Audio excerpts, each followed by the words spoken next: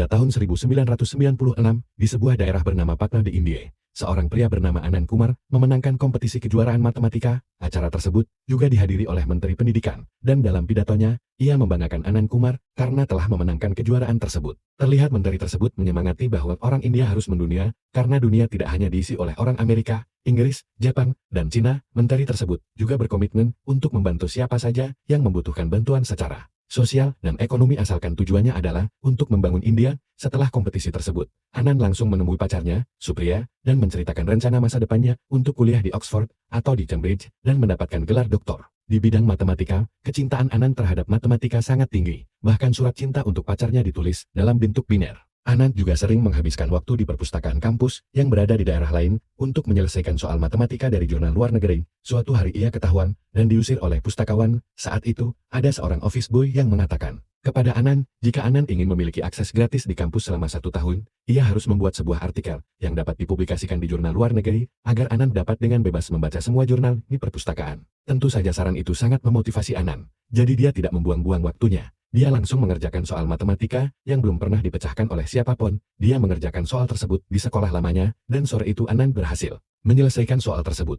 Lalu dia langsung pergi ke kantor pos untuk mengirim artikelnya ke Inggris. Ayah Anand adalah seorang tukang pos, dan dia selalu mendukung apapun yang Anand lakukan. Termasuk ketika Anand tidak memiliki cukup uang untuk mengirim surat ke Inggris, sang ayah mengundang teman-temannya untuk berkontribusi sehingga artikel anaknya dapat dikirim ke Inggris. Ayah Anand hanya seorang tukang pos, tetapi dari ayahnya, Anand belajar untuk selalu bermimpi besar meskipun mereka adalah keluarga miskin. Suatu hari, ayah Anand mengendarai sepedanya dengan membawa surat di tangannya. Dia pulang dengan sangat bahagia. Dia memberitahu istri dan anak-anaknya, termasuk Anand, bahwa artikel Anand telah mengesankan seorang profesor di sana. Oleh karena itu, Anand ditawari untuk masuk Universitas Cambridge tanpa ujian. Perasaan Anand campur aduk. Pada awalnya, Anand hanya ingin menerbitkan artikel sehingga dia dapat mengakses perpustakaan. Tetapi sebaliknya, dia ditawari untuk belajar di Inggris tanpa ujian setelah jurnalnya diterbitkan. Dengan bangga, Anand memamerkannya pada pustakawan yang telah mengusirnya dan berhasil membalas perbuatannya, namun dengan cara yang positif. Tidak lupa, Anand juga mengucapkan terima kasih pada office boy di perpustakaan karena nasihatnya. Anand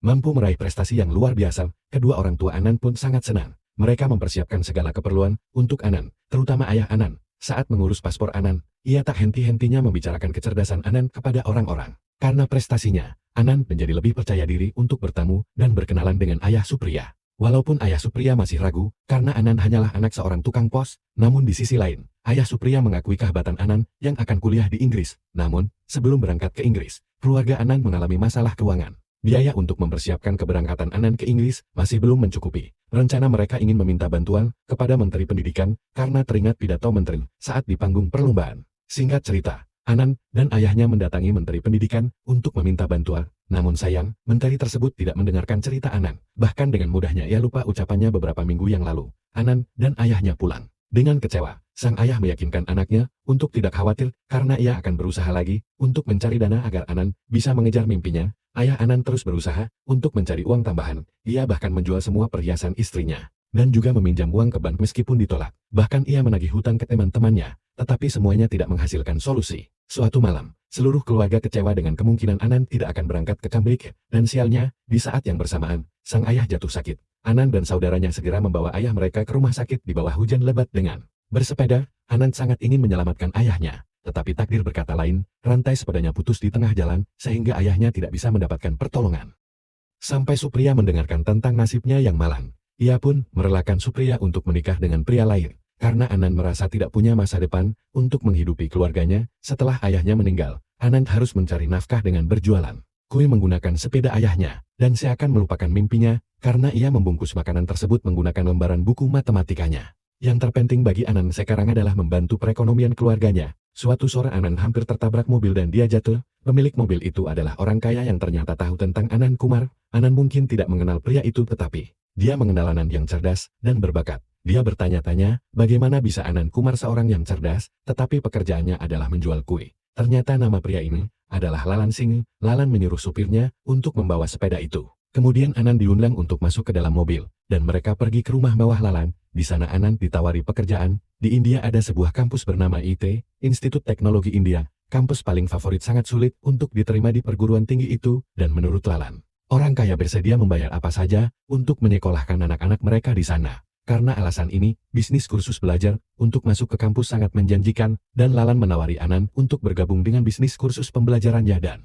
pada gelar untuk bergabung dengan Excellence A-Learning Center milik Lalan. Singkat cerita, Anan menjadi guru di sana. Bahkan, karena Anan mereka berhasil mendapatkan banyak siswa dan menggandakan tarifnya, keadaan ekonomi Anan berubah. Sekarang dia bisa membeli sepeda motornya sendiri dan juga menjadi percaya diri untuk menjalin hubungan dengan Supriya.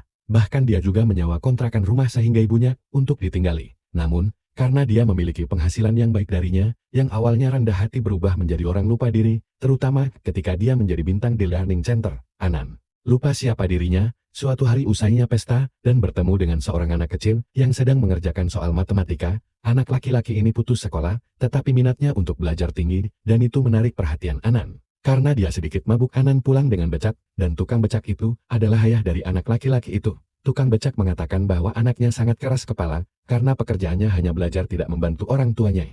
Anan terkejut mendengar pernyataan itu dan pria itu juga mengatakan bahwa hanya orang kaya yang berhak untuk pendidikan. Sementara orang miskin seperti mereka tidak pantas, anak-anak politisi dan pejabat kaya yang akan melayani dan memimpin negara ini nanti. Sementara orang miskin seperti mereka tidak akan pernah mendapatkan tempat. Kata-kata pengemudi becak itu mengingat kembali pada prinsipnya. Dia ingat pesan ayahnya. Bukan hanya orang kaya saja yang akan mewarisi tahta, ia juga teringat betapa susahnya ia belajar di perpustakaan saat ia miskin, dan betapa lelahnya ayahnya mencari uang agar ia bisa pergi ke Inggris hingga ayahnya meninggal. Setelah itu Anan memutuskan mencetak brosur untuk mengundang semua anak kurang mampu untuk belajar dengannya agar bisa masuk ke kampus EIT. Bahkan ia menjual jam tangan, kendaraan, dan perhiasan mahalnya untuk mendirikan sekolah. Karena hal itu Supriya putus dengan Anan. Karena Anan lebih suka mengajar anak-anak miskin, kecewanya Supriya berkata bahwa hidup Anan akan hancur dan ia akan tenggelam sendirian. Untungnya itu tidak memgoyahkan niat Anan untuk menunggu calon muridnya.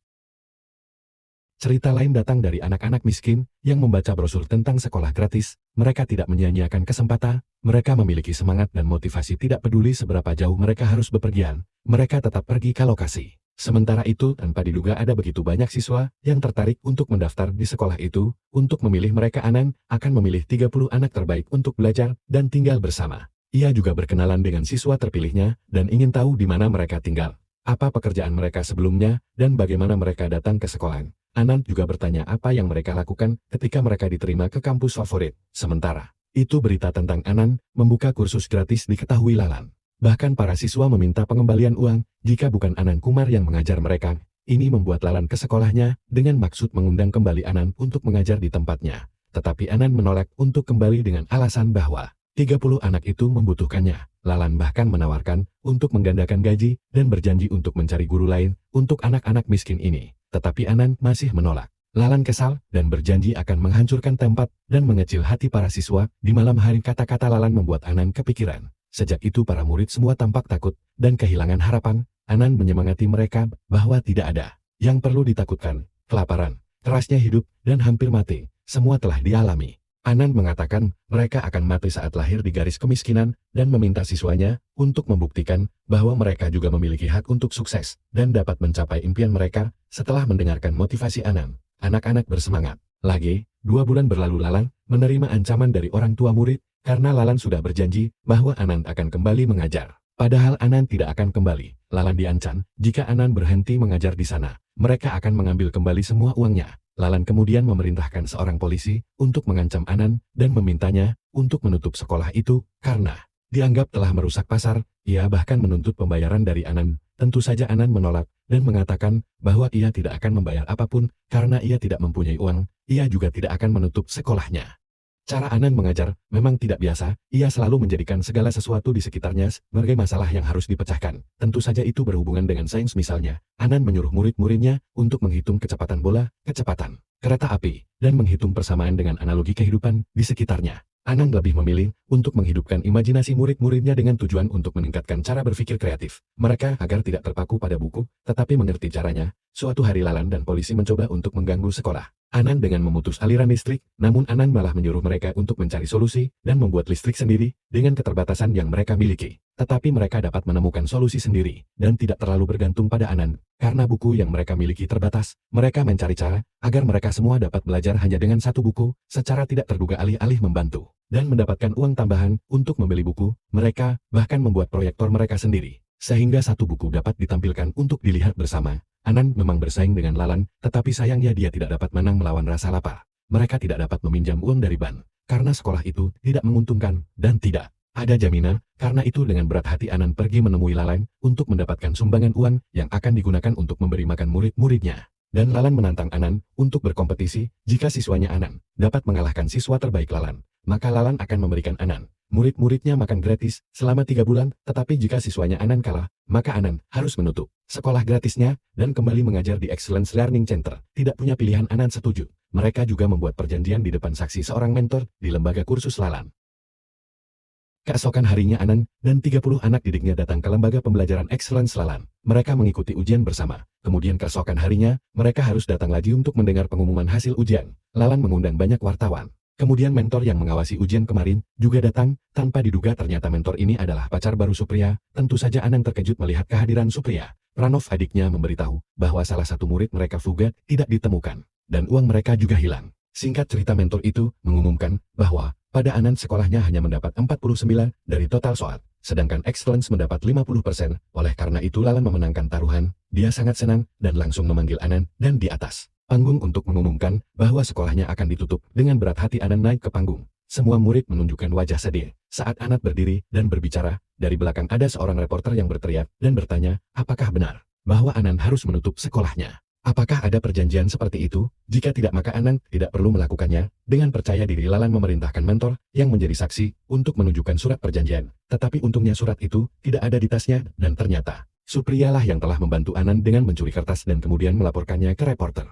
Supriya melakukan ini agar Anan tidak harus menutup sekolahnya. Anan seterusnya mengatakan bahwa dia tidak akan menutup sekolahnya, lalu pergi bersama murid-muridnya. Setelah kembali dari sana, mengevaluasi mengapa para siswa merasa sulit untuk menjawab pertanyaan. Mereka mengatakan bahwa mereka sebenarnya bisa menjawab sebagian besar pertanyaan. Tetapi ketika mereka duduk di sana mereka merasa otak mereka berhenti bekerja karena gugup. Pada hari ujian kemarin, mereka harus berbagi kamar dengan anak-anak dengan pakaian mahal dan penampilan yang rapi dan bersih. Sementara pakaian mereka jelek, sehingga mereka merasa rendah diri. Karena mereka duduk dengan anak-anak yang rumahnya mungkin mereka bersihkan atau yang sepatunya mereka semir. Dan mungkin itulah yang membuat Fuga kabur. Kata salah satu siswa Vinod, mungkin Fuga merasa pesimis untuk bisa mengejar ketinggalan, terutama karena mereka tidak bisa berbahasa Inggris. Untuk mengatasi hal ini, Anan membatalkan kegiatan belajar mengajar untuk besok. Karena besok adalah hari libur, sebagai gantinya Anan menyuruh mereka untuk mengadakan pertunjukan teater selama 20 menit. Dan harus menggunakan bahasa Inggris, bahkan mengancam bahwa jika ada yang menggunakan bahasa India, mereka akan diminta untuk kembali ke tempat masing-masing. Pranov bingung dengan keputusan itu. Bagaimana mungkin Anan melakukan itu pada siswanya? Tetapi Anan bersikeras bahwa hanya itu yang dia lakukan, sehingga mereka akan belajar. Jadi keesokan harinya mereka tampil di depan umum. Meskipun tergagap, mereka sangat serius bertindak dengan dialog bahasa Inggrisnya. Pada awalnya mereka dihina, tetapi bersama-sama mereka berhasil membalikkan keadaan dengan lagu satir, yang membuat anak-anak orang kaya ini mengerti, dan bahkan menari bersama. Pada akhirnya, pada hari itu Anan berhasil menyampaikan pelajaran berharga. Meskipun pemeran mereka berbeda, tetapi mereka berhak mendapatkan hak yang sama. Tindakan Anan dan murid-muridnya diliput di surat kabar, dan ini membuat Menteri Pendidikan yang menginvestasikan uangnya dalam bisnis kursus dengan Lalan panik. Menteri ingin Lalan untuk mengurus masalah Anan dan memastikan bahwa tidak ada siswanya yang mengikuti tes masuk ke kampus IT.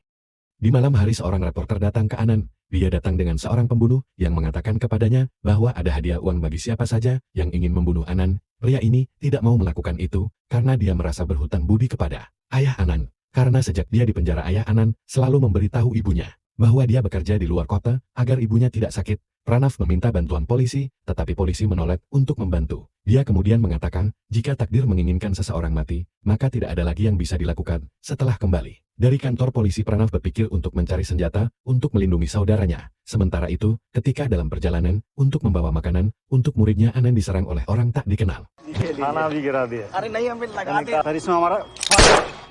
dan mendapat luka tembak di perutnya. Dan ketika dia akan ditembak di kepala, untungnya senjatanya macet, jadi mereka berencana untuk meletakkannya di rel kereta api. Terlihat Anan melakukan sedikit perlawanan. Untungnya Pranav tiba tepat waktu membawa senjata yang diambil di karnaval. Dan Fuga, salah satu siswa yang melarikan diri, kembali bekerja sebagai penjaga keamanan. Kebetulan Fuga melihat Lalan dan para pembunuh berkumpul untuk membahas rencana menyerang Anan. Karena serangan sebelumnya gagal, mereka berencana untuk datang berkelompok agar terlihat seperti serangan oleh kelompok radikal. Target mereka tidak hanya Anan tetapi juga semua muridnya. Fuga kemudian berlari ke rumah sakit memberitahunya tentang hal ini. Dia meminta maaf karena pesimis tentang perlombaan dengan anak-anak kaya. Anand segera mendapatkan perawatan, kemudian murid-muridnya bersama dengan Pranav mengamankan rumah sakit. Mereka akan melawan para pembunuh bersenjata dengan menggunakan ilmu yang telah dipelajarinya.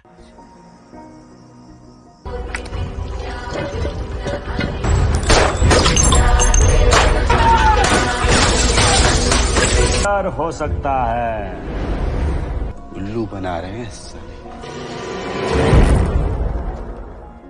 Mereka bahkan berhasil menjebak para pembunuh di sebuah kamar, sehingga Anand dapat ditangani dengan lancar dan aman. और point B पर अटैक करता है जहां चूहा नहीं है।